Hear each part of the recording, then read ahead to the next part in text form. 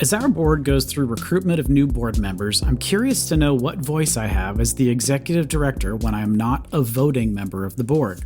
Sometimes I find my board thinks a candidate is great, but really might not be, and I'm wondering if this is something I should even raise. Yes. How's that for an excited, quick answer? Next question. Is that the quickest response I've ever given? Probably. I think you feel passionate about this one for sure. I feel passionate. I do think that boards who look at this as, quote, just a board activity without getting feedback from an executive director are really missing the boat. If that executive director cannot work with this potential new board member, if they have heard rumors from their friends or colleagues in the field about having this board member who was known, was kind of a flake or whatever, fill in the blank, was a nightmare. There is a lot of value that the executive director has in this process. So I absolutely think the ED should, have a big voice in this. They may not have a vote, but a big voice. They need to obviously, if you're an ED, you need to make your argument clear, not like you're randomly selecting people you just hate or trying to just have, right, your friends, but really being clear on here's specifically why. And this is, I do not think, like if I were voting, I would vote no, or so having some, and even having, this is really strong and bold, but having some sort of like informal veto power that if an ED absolutely couldn't live with somebody, I really think you've got to give that a lot of weight, because it could impact so much, not only, the ED's morale, but just there's just a lot of ripple effects I've seen when boards don't involve the ED in this process. ED should absolutely play an active role in kind of thinking through what board members they need and the organization needs, and help share that with the board and help work with the board. And then the board ultimately makes the decision, but the board should absolutely listen to the ED. I can't see a way. I would love for someone to try to tell me a reason that shouldn't happen. Because I feel that strongly about it. Any difference of opinion, or maybe you agree, Andy? I don't know. Maybe you can provide a devil's advocate. Yeah, I think I mostly agree. I think it depends on the size of the organization. Okay. Yeah. Some organizations, if you're bigger, you probably have a nominating committee whose job it is to make sure that there's a pipeline of board members available and have them go through a rigorous vetting process before they show up on your board. And the executive director should certainly have a voice. I don't think the executive director should have no voice. I would never say that. But it may be, if you've got a process, there should be a way for the executive director to communicate things, like even if it's just a back channel, even if the executive director has a conversation with the board chair and say, look, I know you guys are considering this person for the board. I need to tell you what I heard from this other organization where this person was a board member because something terrible happened. Or, right, you need to be able to provide additional information that then could maybe be used by the nominating committee. Because once those committees are in session, those things become minutes, right? And minutes you never want to say something in minutes that you don't necessarily want in the newspaper. So you want to make sure that there's some way to get that information available so that they can make a decision that would be, that sounds correct and follows the process the right way, that might not result in you having a terrible, terrible board member. But, I think the other side of it is if, the board is too cozy with the ED and the organization is suffering, I don't know that you want to I wouldn't want to give, in that scenario, I would not want to give the ED veto power over somebody who's going to actually hold the organization accountable to their mission goals, just because, well, yeah, I'm not related to them or whatever, right? So, I think it kind of depends on the scenario, but yeah, I don't know that this person's a known philanderer and touches people inappropriately and hugs people who don't want to be hugged. So can we keep them off the board, please? I would always say yes to that. Yeah. And Andy, and I do want to say this because I did get a little bit too passionate with without offering some caveats. Absolutely. Please know that I don't see the ED saying in front of the entire board or even in front of an entire committee necessarily, like, no, like, like avoid this person like the plague, right? I agree with Right. you. Like, it's either the committee chair or the board chair, some back channel, like you said, Andy, that Yeah. there needs to be a side conversation, because you don't want that in minutes. And it's just important info. You also, don't want to get into the business of talking poorly, or if it's just a rumor, you just don't want to get into being kind of Yeah. operating that way. So yes, that was sort of a given I made with what I said. So please know, everybody, that I'm not saying just, go out there screaming for the hills. But I will say that I think that, like, this is a real life example that actually happened. But several years ago, I worked with an organization where the ED was very much about trying to make sure it was a strong board, but also, and work with their board to build a strong board. But they were getting a new treasurer, and she had the treasurer meet with her director of finance, and director of finance, and it was someone on the board that director of finance had interactions with. And she just kind of informally pulled the director of finance after and said, how do you think this person would be as a treasurer? And the director of finance specifically said, here's the concerns I have, like, and here's the things that would make my job a lot more difficult. This person either needs to really be trained in their role as a treasurer, so they're not getting in the micro detailed financial details that are my job, because they will drive me nuts and I will leave the organization. And had a really, really candid conversation with the ED. And so the ED shared that right on the side with the board chair and just said, listen, we're going to have to do a lot of training, and you're going to have to do a lot of heavy lift as the board chair to make sure this person's not getting in the business and in the weeds. But like, that's what I want to see, though, right? Is like at least that kind of environment where the ED is allowed to go get that feedback and share it, and that it's at least considered. At the end of the day, it's a board vote. So board, ED, even if the ED did have a vote, they are one vote. They are one vote, right? So, Yeah. But to your point, Andy, yeah, God help us if you have an ED that's got their little fiefdom that, like, they're trying to just build an empire and the board doesn't care and just says yes to everything the ED says. That's not good either. So all these things are like, we probably each have, Andy and I, like, collectively, like you and I, Andy, probably have hundreds of stories of where we've seen these things go well and where we've seen them go wrong. So it makes all these questions so tough, because it's like, well, there's this one-off, right? Scenario. Yeah. I mean, I think the best way to protect against it is to make sure that you have a process. Yes. That there's some, like, that you don't nominate board members like as a snap decision in a meeting, like all at once, so that that just kind of surprises everybody and you don't have any time to think about it. Oh, this person would be really great to have on the board. Let's put her on the board. Okay, great. All in favor, right? And then, like, the ship has sailed, right? That person is now on the board, even though they're an axe murderer. So having some kind of process that has some time out between the time somebody's, like, brought up for potentially being added to the board and then officially being nominated, like having a time period where there can be some discussion, I think is the trick there. Like, and so it doesn't necessarily have to be an official veto.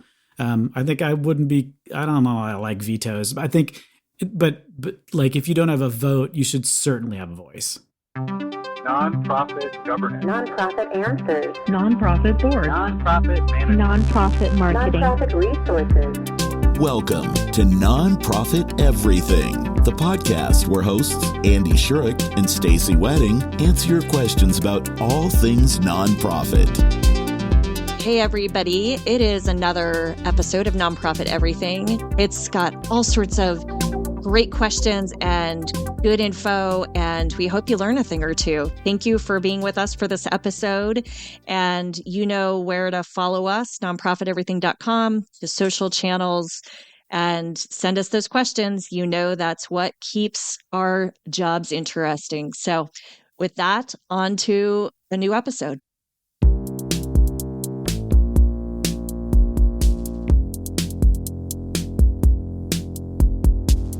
Okay, Stacey, are there any state or local governments that require training for board members? What about private funders? An organization was recently in the paper, not in a good way, after losing state funding. While there were likely multiple points of failure, someone suggested the state require board members to attend some form of training before joining. Can you talk about the pros and cons of such a scenario? Yes. So first question, I certainly can't say I am the knowledgeable about all of the local and state jurisdictions. I can tell you, though, that I wish I were that smart and I just could pull that. Expectations of you, right? Stacey. I was like, oh, dear, like, geez, I better start studying up. But what I can say is that I am aware of California has something called the Nonprofit Integrity Act of 2004, and that actually requires nonprofits to provide annual training to their board members on just fiduciary duties and responsibilities. And similarly, New York, these seem to be the two most progressive in this area, has a Nonprofit Revitalization Act of 2013. So they were a little later than California, but they too mandate board member training, again, on kind of the fiduciary responsibilities and roles. So I was excited and enlightened to learn that myself when I was doing some research for this.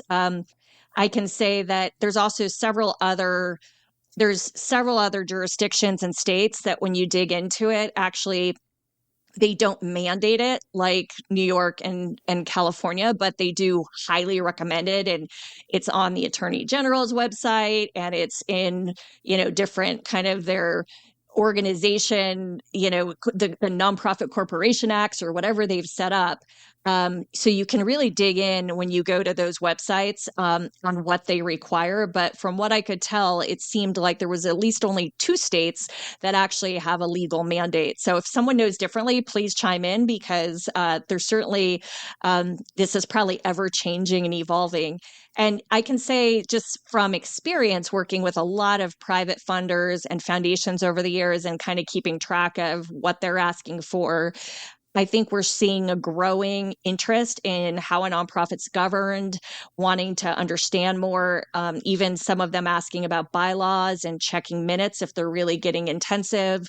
I think a lot of them wanting to understand, are your board members, we've heard are they making a financial contribution? So I don't know of any that actually require it. There probably are some that exist because there's a lot of private funders out there. But I do think that there's a growing interest because of the impact poor governance can have on an organization. I think we're starting to see more scrutiny and more of a lens on it, particularly as we see like donor mistrust building and people just going, what's going on? Like the story that the person who wrote in on the question said, right? Those stories sadly are becoming, at least they feel like more recently they've come to the forefront, and so that I think it's top of mind for people.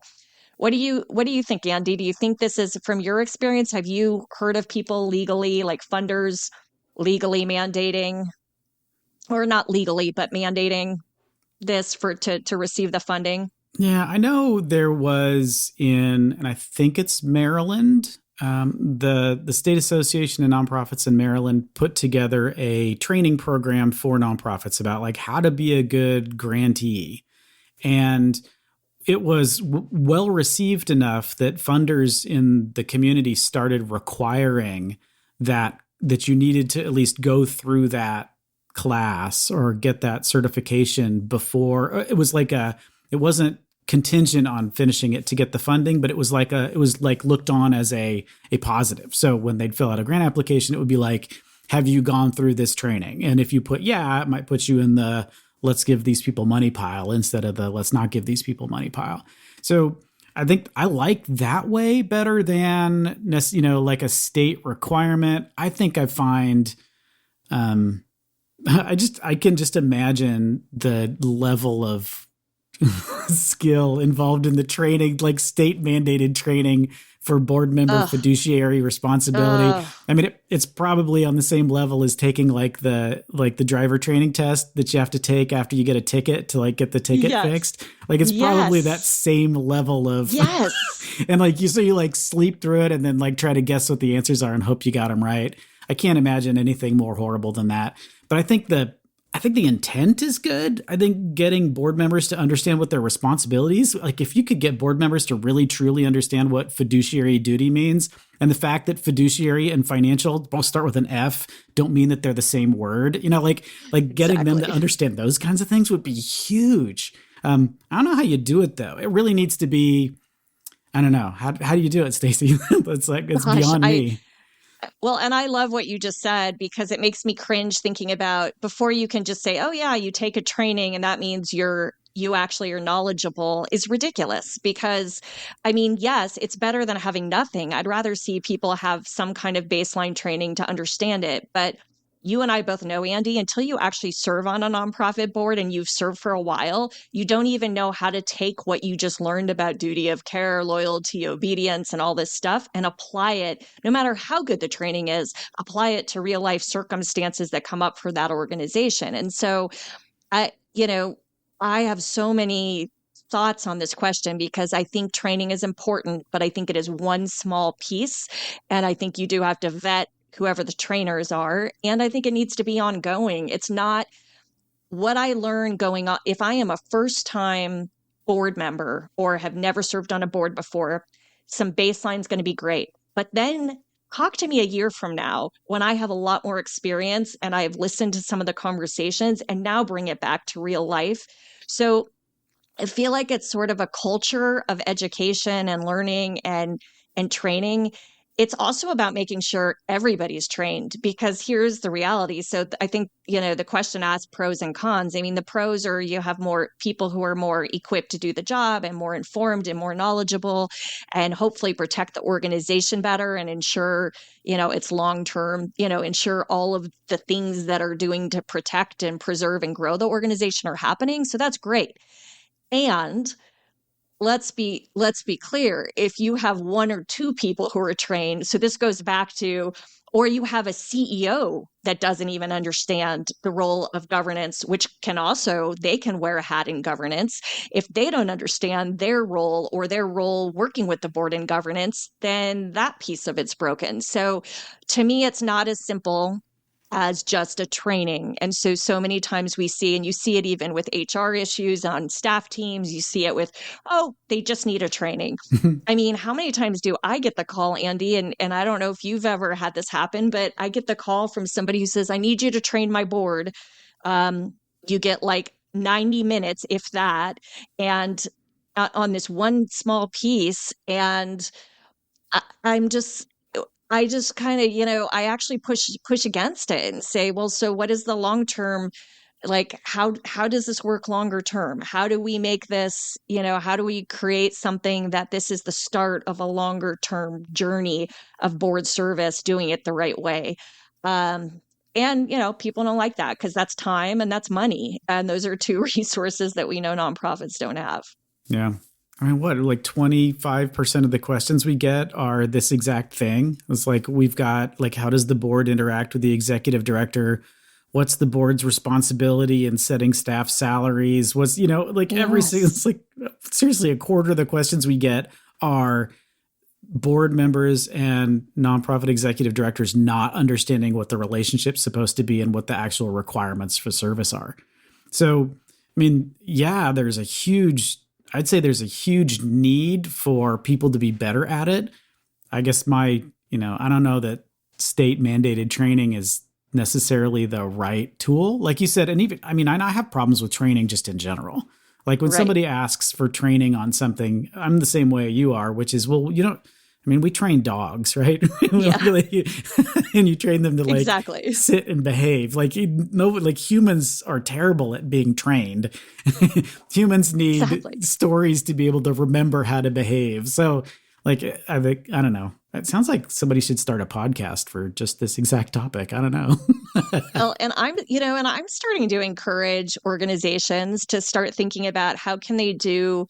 instead of just this once a year thing that people remember for a few hours and then they've forgotten it, right? How do they pepper in smaller real life doses of it? So I'm talking to a group right now where we're trying to build into each board meeting. We're going to have like a case study or a scenario that the board needs to talk about and think about what would we do? Or this has happened in our organization in the past, or, oh, that we heard this about another organization. And what would we do in this situation? Kind of like an ethics, you've seen those times when they do like an ethics kind of, what would you do? And that's where I think learning and growing and education really starts to take place. Because now I'm not just taking these words and these phrases that, I go take a test and I get an A+, but I really have no clue what that looks like in reality. So I just think, how do we bring this down to brass tacks? And another con I was thinking, which is kind of a pro and a con, depending on how you look at it. So I think sometimes people are scared when they're recruiting board members to ask much of them, which we've talked about several times in the podcast about that's the wrong way to approach it.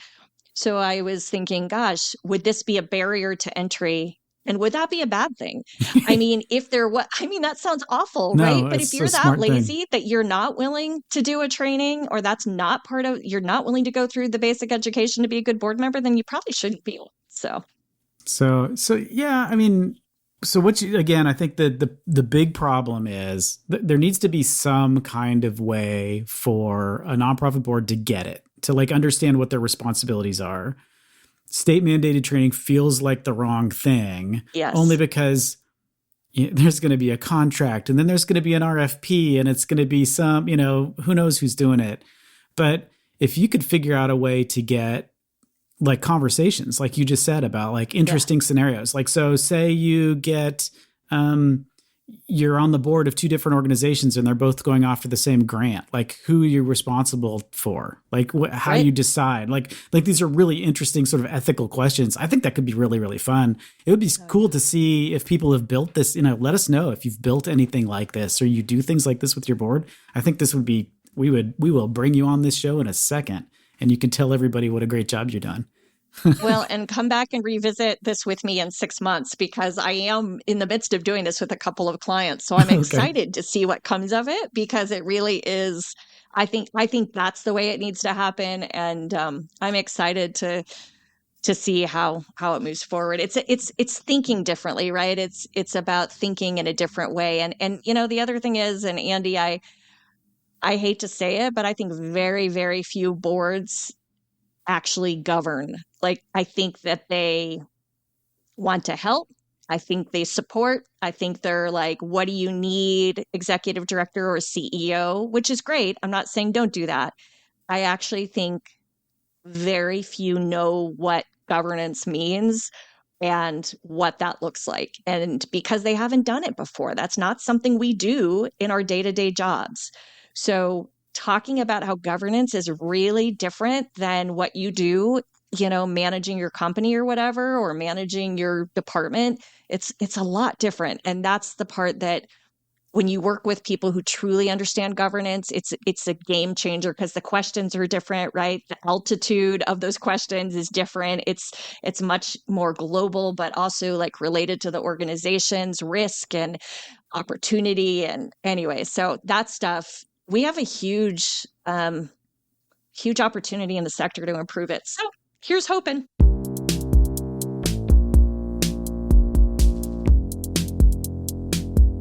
As a new executive director, what is the first conversation you would have with a founder who is still involved in the organization?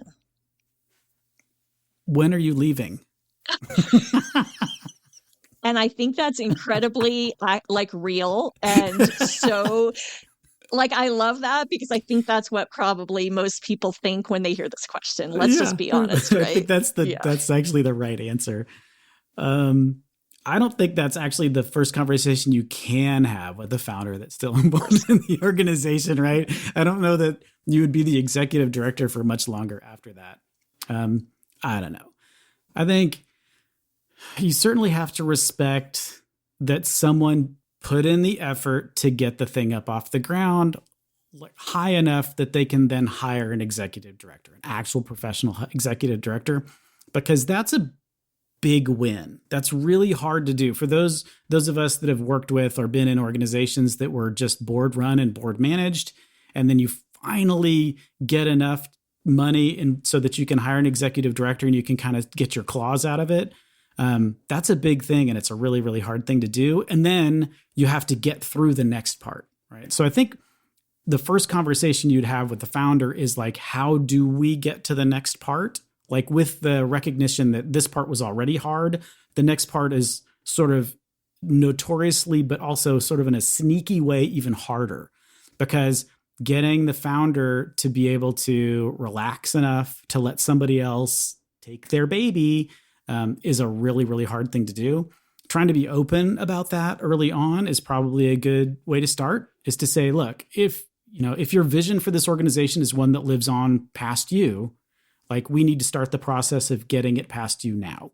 So how do we do that? Like with no disrespect to the work that you've done now, like how do we transition all of the things that you're doing that actually truly belong with an executive director? How do we transition the board away from the things that they're doing that are truly staff roles and get them into board governance roles? Like, do we need to retrain them? Do we need to have conversations with them about how things are going to be different? Like, how do we get that process moving? I think that's the first conversation I'd want to have with the founder. Well, and I'm thinking about, because the question talks about a founder who is still involved in the organization, I'm very curious, right? That leads me to probably the dialogue and questions might be a little different depending on how they're involved, because you and I have seen, Andy, there's founders that have actually been in paid positions and have grown an organization, and perhaps they now are moving on to, they want to move, or they've decided to retire, but join the board instead or whatever. So like, I think there's a lot of different scenarios this could look like here. I think I would approach it because it is delicate, right? It's a delicate balance with any founder, no matter the scenario of where they came from and what, but like, I'd really want to understand, get them talking about their why. What gaps did you see when you started the organization? What was your why? Because while that sort of takes a founder back to their connection, that's valuable info for me to know as the new ED of how I'm going to honor that if I need to, right? Like honor it if that truly, but also try to honor the legacy that person left by understanding that why. So really understanding, how do I know what it is that when we're sharing the organizational history, that doesn't get lost. Even if we start to go and expand or go in different directions, I want to really understand that history and where that came from, because that's going to help give comfort to the founder to be able that you care enough to hear about their why they got it started. And right, like that's the best way to build that relationship, in my opinion. And sort of, what is your motivation, right? Like for staying engaged, do you still see this as an issue? Like, I think I would really just want to let them for a hot minute be, they did have expertise, or they did maybe not expertise, but they did have a vision, and I want to understand it. I also, depending on their relationship and how large the organization is, I might want to like find out. So talk to me about your relationship with your donors. Which donors are going to really have a hard time with you leaving? Like, are there things we can do together? Or, I mean, depending on if you want to do that, or can you make a warm intro or whatever that strategy looks like, right? And kind of, what about the board? What are the landmines I need to be careful of with this board? So I feel like the founder, if you look at them as a partner in helping you really get some really good intel before you're like, as you're going into this role, and not as an enemy or adversary, like we hear so much related to founders, but as someone who can be on your side. But that takes a really skillful person. Let's just be candid, right? Yeah. To navigate that while also trying to put their own, trying to run the organization moving forward. I mean, that is just as much an art as it is a science, in my opinion. Yeah. I mean, everything you said is exactly right. I think probably some of those conversations need to happen before you take the executive director role too. Oh, yeah. Like these are things that if you can talk to the founder before you decide to take the job and broach some of these topics, you're going to have a better time, like kind of knowing what the expectation is. Like, is this person really, they're still going to run the show, they just want somebody to answer the phone, right? Or are they truly looking to like turn it over to somebody because they're exhausted and just can't do it anymore? Like what's the reason? And having a conversation with the founder like before you get to that point is going to be really useful for you. Because once you've got the job, you're kind of stuck. Yeah. Right? I mean, you can bail, but you're sort of like you're responsible for that. Whatever the scenario is going to be going forward. I mean, the expectations have already been set because you took the job. Well, and I want to just say that, I think you're right. That's a smart, I mean, it's almost imperative. I feel like if you're going to be an ED with a founder-led organization that's transitioning, it's huge. And also asking the board, separate apart from the founder, what role are you envisioning the founder still playing? I mean, are they playing a role or what? Like, because that could be a deal breaker. And if I'm having a conversation with a founder that I keep hearing them use the words I and me, I'm going to go run for the hills instead of us and the organization. I'm going to be scared, right? Like, I'm going to be like, that tells me everything I need to know. That's hard to do. Like when you're applying for the job, though, that's really hard to do, is to sort of put your foot down and say, well, if I'm going to take this job, right, then they'll be like, well, we're going to find somebody much more polite and compliant than you, right? So I can see how it would be easy to let these conversations wait until you've actually got the first paycheck. But man, it's a tough scenario to be in. You know, Stacey and I feel for you and hope that everything turns out great. Absolutely. Keep us posted.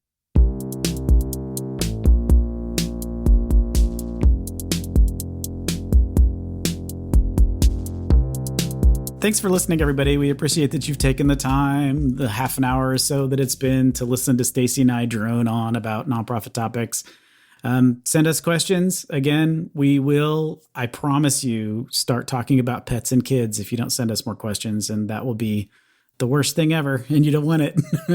Hey, you'll like turn it on and be like, not. They may not agree with that, Andy.